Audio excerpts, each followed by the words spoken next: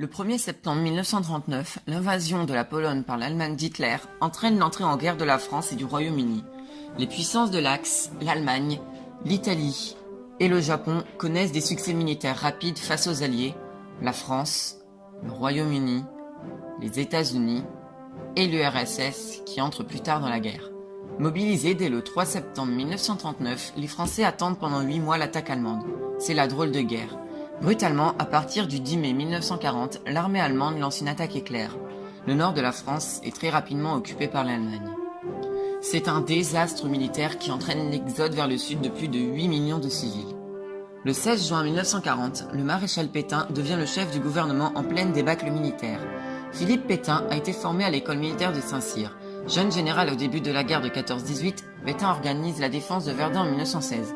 Commandant en chef des armées françaises en 1917, il est élevé à la dignité de maréchal de France en 1918. Il demande l'armistice qui est signé à Retourne le 22 juin 1940. Cet armistice est lourd de conséquences pour la France. Le pays est notamment coupé en deux par une ligne de démarcation qui sépare la zone nord occupée par l'Allemagne de la zone sud qui devient la zone libre. Le général de Gaulle, chef de la France libre puis dirigeant du Comité français de libération nationale, rejoint Londres et lance l'appel du 18 juin 1940 à la BBC pour lutter contre l'occupation allemande. C'est l'acte fondateur de la France libre qui organise la résistance extérieure.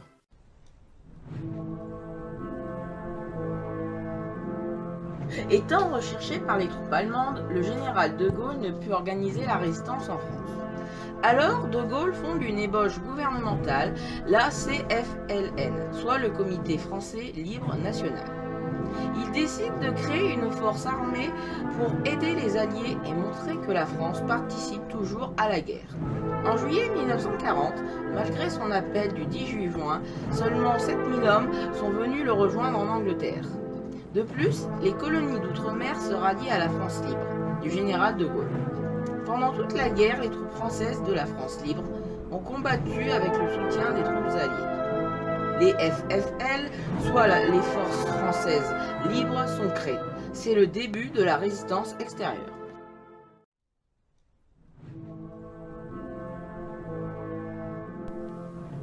On appelle résistance ou résistance intérieure française l'ensemble des mouvements et réseaux clandestins qui ont lutté contre l'occupation allemande pendant la Seconde Guerre mondiale. Les résistants menaient des opérations pour pouvoir ralentir l'avancée allemande et espérer la victoire et la libération. Le refus de la défaite et l'espoir d'une nouvelle France réunis après l'appel du général de Gaulle qui fonde la résistance française. En effet, les premiers groupes de résistants se forment, néanmoins ces groupes sont peu nombreux et ne sont pas beaucoup organisés. C'est à partir de juillet 1940 qu'un service de renseignement né avec le soutien des services secrets alliés, des brochures clandestines écrites à la main apparaissent en 1940 pour transmettre des idées dites interdites pendant l'occupation allemande. Ces journaux favorisent le recrutement de la résistance.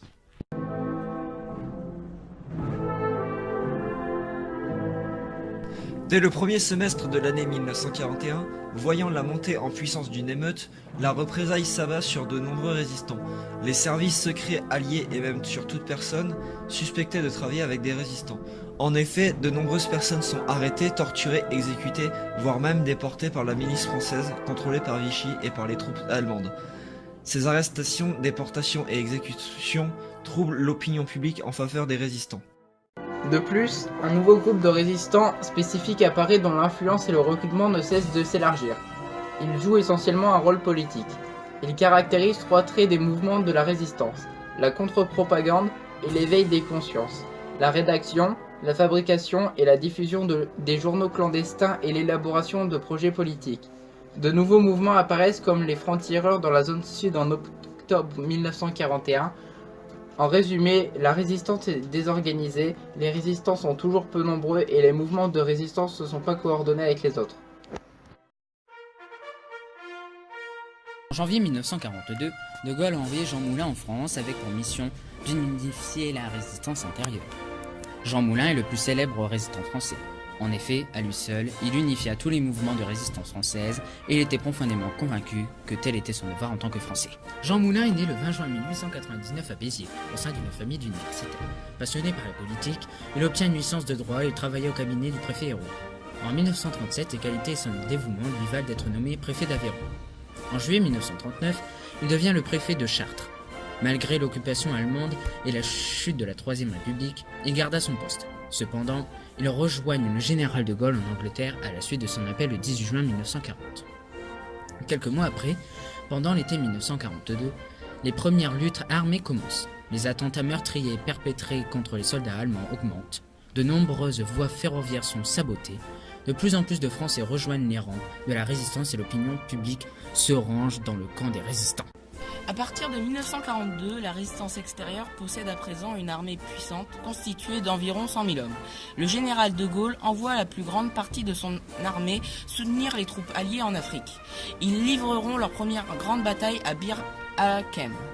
Les troupes françaises de la France libre ont montré leur valeur durant cette bataille contre les forces allemandes et italiennes qui sont plus nombreuses, dirigées par le général Rommel. En effet, ils ont résisté assez longtemps pour que les forces britanniques, qui étaient en mauvaise posture, puissent se replier. Plus tard, grâce à cet acte de la part des divisions françaises, les Britanniques ont pu remporter la victoire à El Alamein. Cette victoire montre aux Alliés et à l'Axe que la France participe toujours à la guerre. Printemps 1943, les mouvements de la zone sud ont fusionné pour former les mouvements unis de résistance et ceux de la zone nord ont commencé à coordonner leurs actions.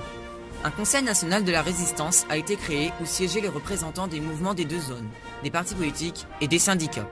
Ce conseil a permis la création de grands mouvements de la résistance comme Libération Nord, Libération Sud ou encore OCM, basés principalement sur des opérations militaires. Présidé par Jean Moulin, puis après son arrestation en juin 1943 par Georges Bidault, le CNR a élaboré un programme qui a été adopté en mars 1944. Ce programme fixait les conditions de la lutte immédiate pour la libération du territoire français et les mesures à appliquer après la libération pour rétablir la légalité républicaine et promouvoir de profondes réformes sur le plan économique et social. Fin 1943, les buts de la résistance intérieure sont de trouver des renseignements militaires et économiques, réaliser des sabotages stratégiques comme par exemple endommager l'infrastructure comme les voies ferroviaires. Ces actions ont pour but de ralentir l'ennemi.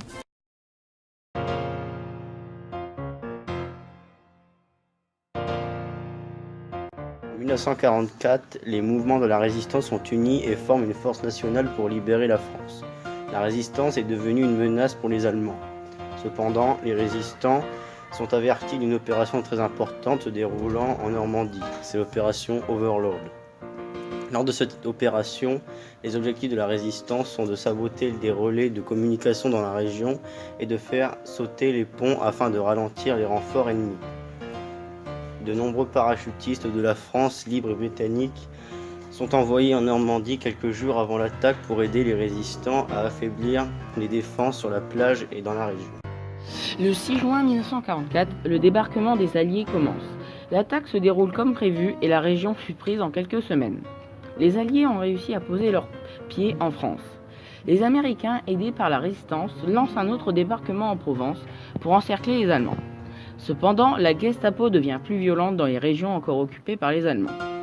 Les résistants continuent les attaques frontales et les massacres s'intensifient, comme le massacre civil d'Oradour-sur-Glane, provoquant ainsi la destruction d'un village de la Haute-Vienne situé à environ 20 km de Limoges et faisant 642 victimes. Et les Alliés organisent une attaque sur Paris. Le 19 août 1944, Paris se soulève contre les troupes de la Wehrmacht. L'armée allemande, débordée par l'insurrection parisienne et les attaques américaines et résistantes, perd Paris. Cette dernière est donc libérée le 25 août 1944. Les Américains, soutenus par les troupes françaises et les résistants, continuent leur percée en France et libèrent de grandes villes françaises telles que Lyon le 3 septembre 1944. Plus tard, malgré la contre-attaque allemande dans les Ardennes, les Américains remportent la victoire le 27 février 1945. L'Allemagne est vaincue et capitule le 8 mai 1945. Ainsi, Charles de Gaulle est accueilli en héros, en libérateur. Le Conseil national de la résistance, avec l'aide de ses alliés, recrée un gouvernement. La France est maintenant reconsidérée comme un État indépendant. Après environ 5 ans d'occupation, la France a pu retrouver sa gloire d'antan grâce aux efforts unis des Alliés et de toutes les formes de résistance. que ce soit la résistance passive, une opposition sans utiliser la violence ou la résistance active, constituée d'opérations militaires. Chaque résistant a réussi à servir son pays.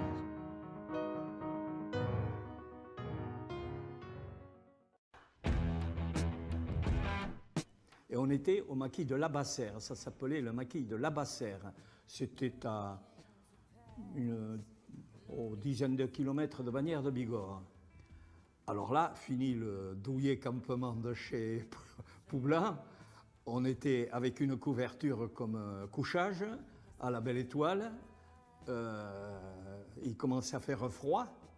Et alors on a connu le froid, la peur d'abord, hein, l'humidité, la neige, le verglas, de ne pas bouffer parce qu'on ne pouvait pas faire de feu, interdiction de faire du feu parce qu'on était dans le premier contrefort de montagne en visée directe d'Aussin. Aussin, c'était le terrain d'aviation. Et chaque fois que la tour de contrôle d'Aussin voyait un feu, il déléguait un avion qui venait survoler, on l'appelait ça le mouchard. On n'entendait pas arriver, il arrivait au ras des arbres et il venait voir qu'est-ce qui se passait autour. Alors ça a été donc la vie très très dure. Qu'est-ce que la guerre a changé dans votre vie? Oh, ben tout. Tout, d'abord physiquement. Je suis un grand invalide. J'ai des problèmes d'équilibre, des problèmes de... Vous voyez, cette main, elle tremble en permanence.